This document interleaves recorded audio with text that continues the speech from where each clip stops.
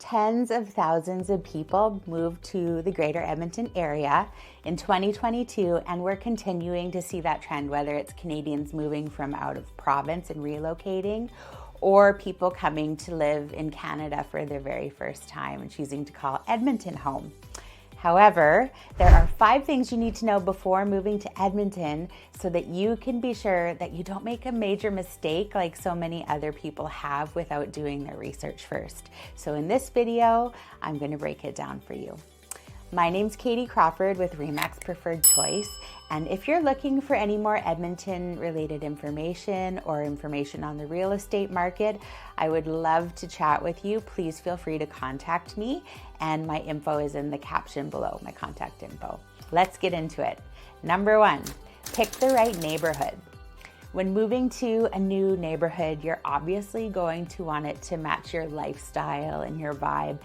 And it's essential to research the different areas to figure out what that actually is going to mean for you. Some factors to consider would be crime rate, proximity to schools, hospitals, grocery stores, parks, and public transportation.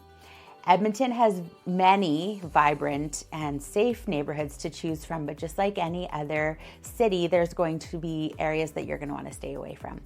So looking at homes online is great, and you might find one that looks perfect on paper, but what neighborhood is it in?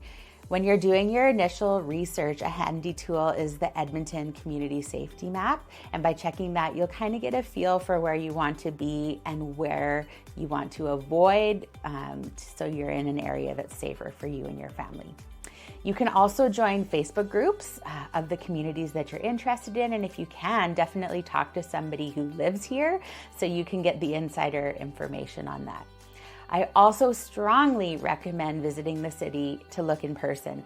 I've helped a lot of clients relocating from out of province, and it's very common for a buyer to see a home online that they love, but when they come here to look at it in person, the story changes. When they see it in the context of the neighborhood that it's in, it might not really fit what they were trying to attain in terms of lifestyle goals. Number 2, transportation. Let's face it, Edmonton's transportation system is not that great. For the vast majority, this is not a walkable city, and having a car anywhere in Alberta is pretty much essential. There's lack of sufficient bus and train routes, inefficient connections between different modes of transportation as well. So if you're a person who loves to walk or bike or run errands on foot, it's something that you need to consider.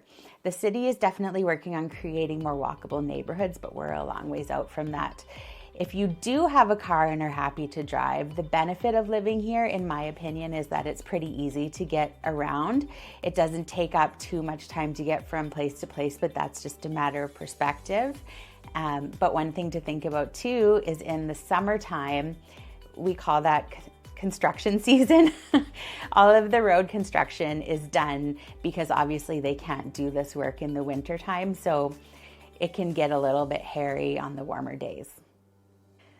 While we're talking about the temperature, let's get into climate. Edmonton summers are warm and the winters are very cold. So if you're not used to cold weather, it's important to prepare yourself because there are going to be some very cold days. To offset this, we get lots of sun, an average of 321 days of sun per year. But speaking as a former BC resident, one thing I really miss is the green. In March and April, it's sort of the brown season. I miss having that early spring. It's something that you don't get so much here. It's also important to keep in mind that the amount of daylight in Edmonton varies drastically depending on the time of year, whether it be summer or winter. Next thing to consider is the job market. Edmonton is home to a very diverse economy with industries like healthcare, education, technology, all these things thriving in the city. According to Alberta.ca, by 2030, there's forecasted labor shortages in a number of different vocations like IT, graphic design, elementary school and kindergarten teachers, admin assistants, and more. And in the next couple years, there's also a registered nurse shortage coming up. For more info, you can head to alberta.ca to learn about the occupational growth in a number of different vocations. As far as the unemployment rate goes, it was quite high, obviously in COVID, up at that 15% mark, and now it's steadily been decreasing ever since then. It's currently at 5.7 as of the end of March in Alberta. And speaking from personal experience, I moved to Edmonton over 10 years ago from the Okanagan in BC in order to find that higher paying job and career. And I personally was able to find a fantastic job within a few months. And with how things are thriving now, I would say it would be pretty easy to find something fairly quickly if you're a qualified individual. Cost of living. Edmonton has a lower cost of living compared to the major Canadian cities, obviously, like Toronto and Vancouver.